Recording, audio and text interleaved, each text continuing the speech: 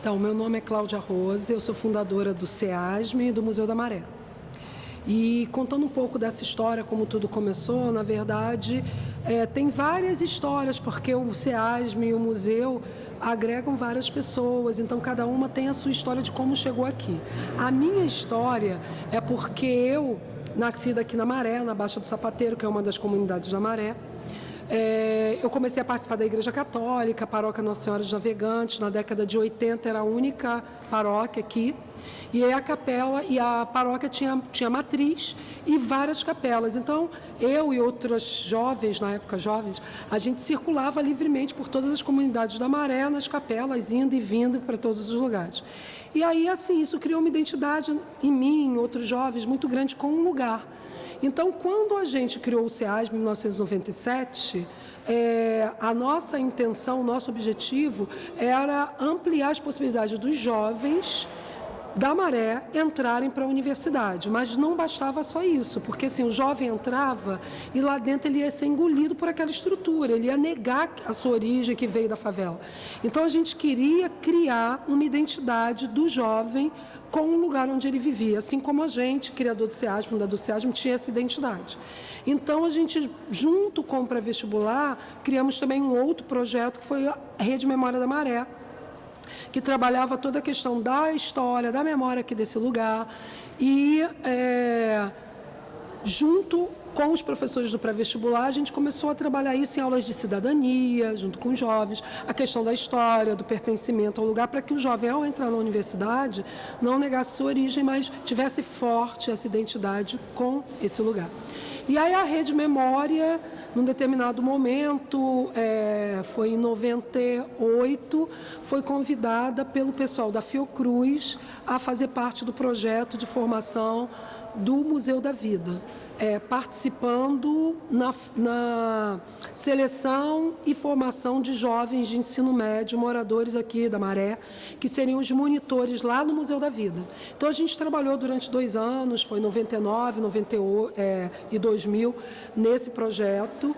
Foi aí que a gente conheceu, em 2000, o professor Mário Chagas, que ele é um professor de museologia da Unirio, e também é do IBRAM, militante na área de memória e de museus, e ele veio conhecer o trabalho da Rede Memória, lá no SEASME. E aí, quando ele conheceu o trabalho, ele falou, nossa, vocês têm todo um trabalho de memória, de preservação e tal. Vocês já pensaram em criar um museu, bem?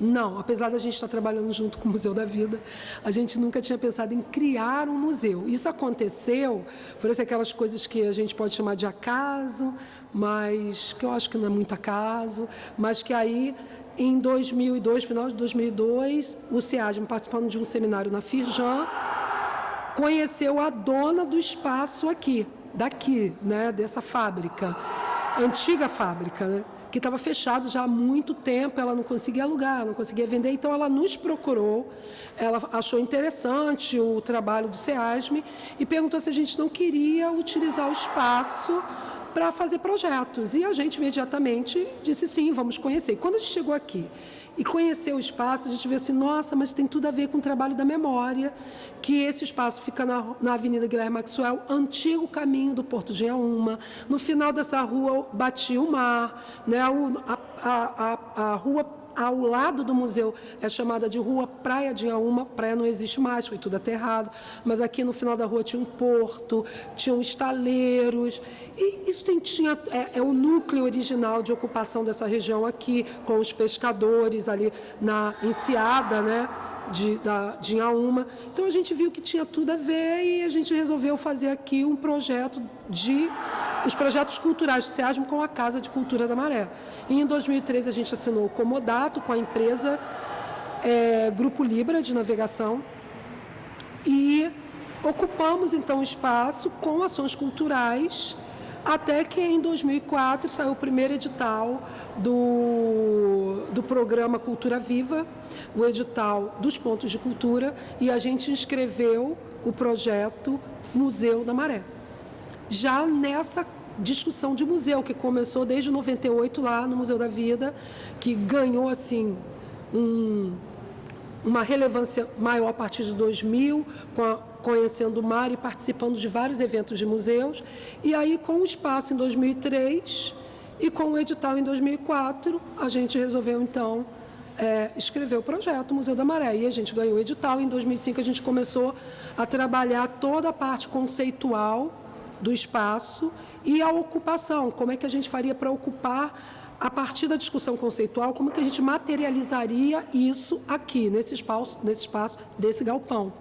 Então, isso tudo foi um processo longo que culminou em maio de 2006, com a inauguração do museu.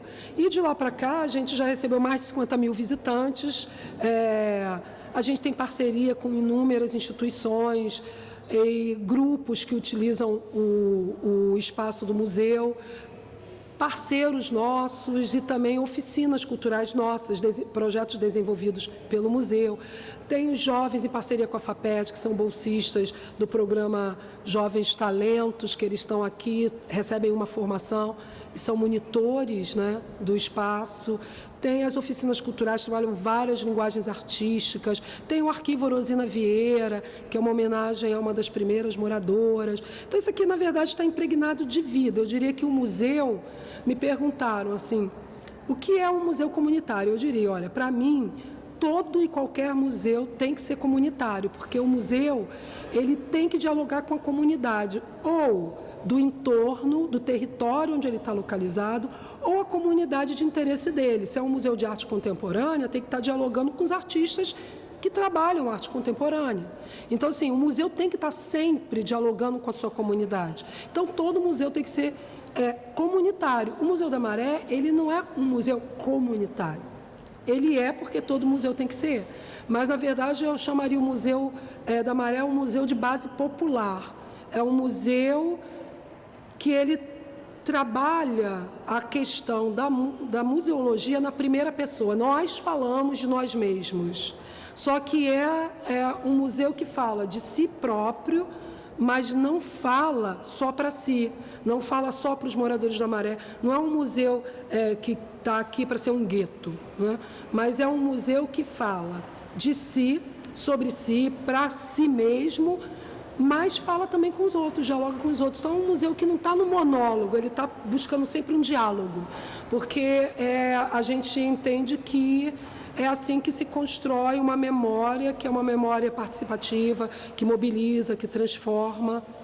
E assim, quando eu recebi o telefonema, foi dia 25 de agosto, eu recebi o telefonema de um dos diretores do grupo, né, Libra, dizendo que os acionistas não tinham mais interesse em renovar o comodato e que a gente teria que sair daqui do espaço. Eu falei assim, meu Deus, o que vai acontecer? Porque que espaço outro, senão esse, que tem toda essa simbologia, essa ligação intrínseca com a história de ocupação desse lugar? Que outro lugar o museu poderia ocupar?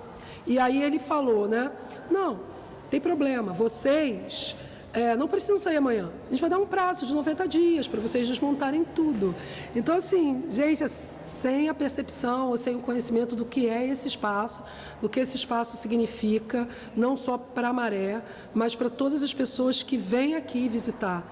E aí, no dia 27, a gente começou imediatamente, no próprio dia 25, eu comecei a entrar em contato com várias pessoas e a gente começou a mobilizar, né? E a gente está num movimento chamado Museu da Maré Resiste, e que é um movimento que está agregando pessoas de todos os lugares. A gente está recebendo cartas de apoio assim, de todos os lugares do Brasil, de fora do Brasil.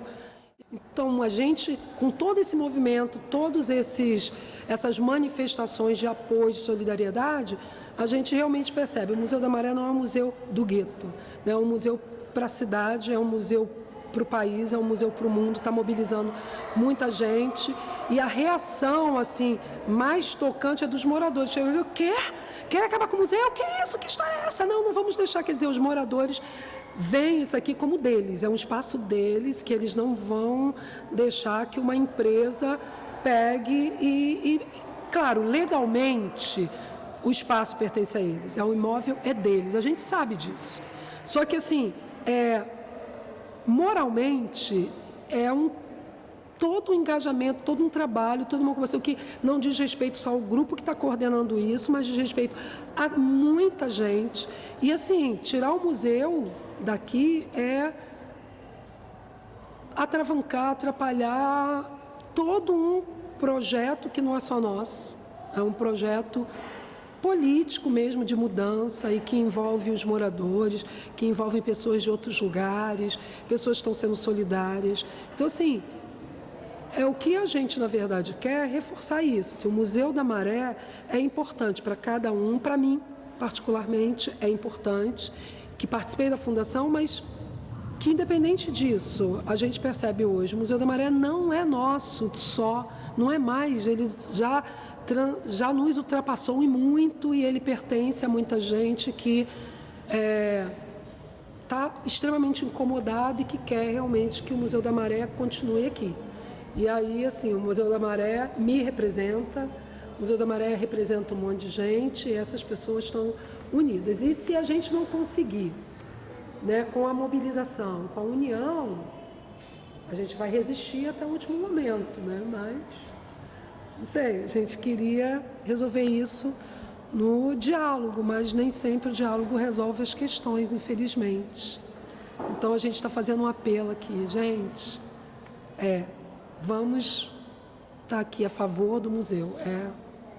Acima de qualquer coisa, é um trabalho afetivo, um trabalho político, um trabalho de mobilização.